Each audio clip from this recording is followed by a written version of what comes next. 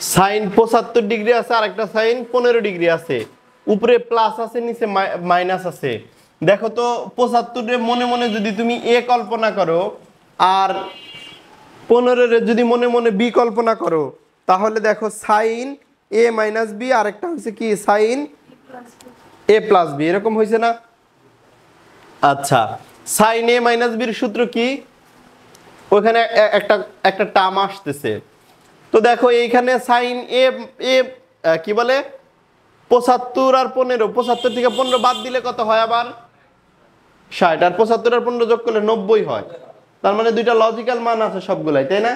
তাহলে আমরা ওই সূত্রটা ফেলতে পারি। দেখো সাইন এ মাইনাস বির সূত্র একটু আগে আমি কি লিখছিলাম, এই যে এই সূত্রে তো আবার দুইটা ই আকারে আছে, গুণ আকারে আছে। তাহলে 75 ডিগ্রি আসবে একবার, 15 ডিগ্রি আসবে একবার, এটা তো যোগ হয় নাই দুইটা।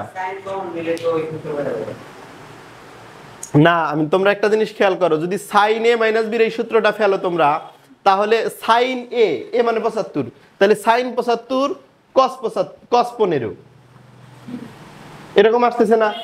তাহলে সাইন 75 এর কি কোনো মান মুখস্থ আছে আমাদের, বা কস 15 ডিগ্রির মান মুখস্থ আছে? তাহলে এই অ্যাপ্রোচে আগাইলে ভালো কিছু আসবে না।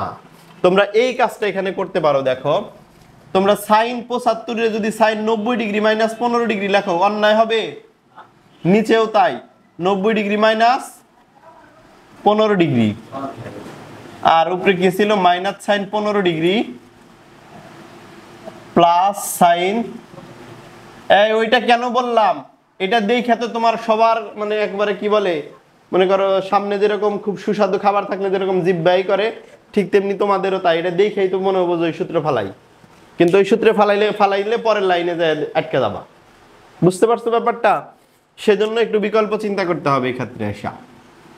তো এখানে বলছে sine 90 degree minus 15 degree, sine 90 minus প্রথম চতুর্ভাগে না, প্রথম চতুর্ভাগে অল পজিটিভ না? ওকে, তাহলে সাইন 90 যেহেতু অল পজিটিভ, তাহলে নেগেটিভ মান আসবে না, কিন্তু 90 270 90 বিজোড় গুণিতক, সে একই কথা চেঞ্জ হয়। তাহলে এটা cos 15 ডিগ্রি, নিচেরটাও cos 15 degree minus sine 15 degree plus sine 15 degree. তুমি এখনো বলতে পারো যে এখন আবার কি করবো, আগে নয় 75 আর 15 আসছিল, এখন তো 15 15 আসলে, এইটার মানে তো মুখস্থ নাই।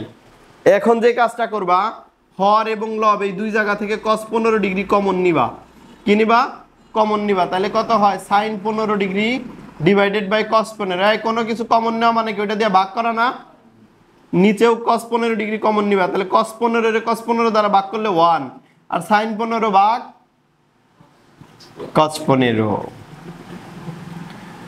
এই cos 15 কাটা গেল, তাহলে 1 মাইনাস tan 15 ডিগ্রি না, আর এখানে কি 1 প্লাস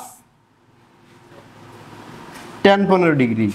একটা হচ্ছে 1 প্লাস 1 মাইনাস tan 15 ডিগ্রি, আর একটা হচ্ছে 1 প্লাস tan 15 ডিগ্রি। এতেও কোনো সফলতার মুখ দেখা যাচ্ছে না। তোমরা এই মুহূর্তে যেই কাজটা করবা সেটা হচ্ছে এই যে 1 না লেখা 1 এর পরিবর্তে tan 45 ডিগ্রি লিখবা।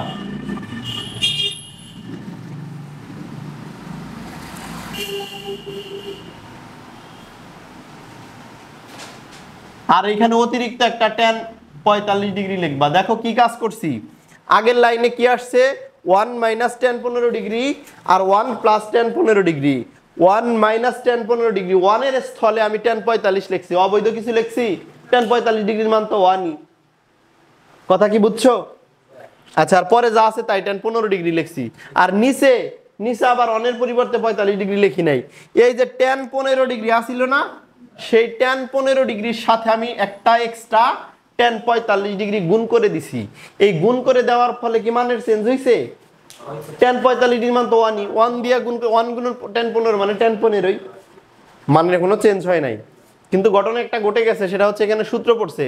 তোমরা tan a মাইনাস b এর সূত্র খেয়াল করো, এই যে এখানে লেখা আছে tan a minus b, tan a minus tan b by 1 plus tan a tan b।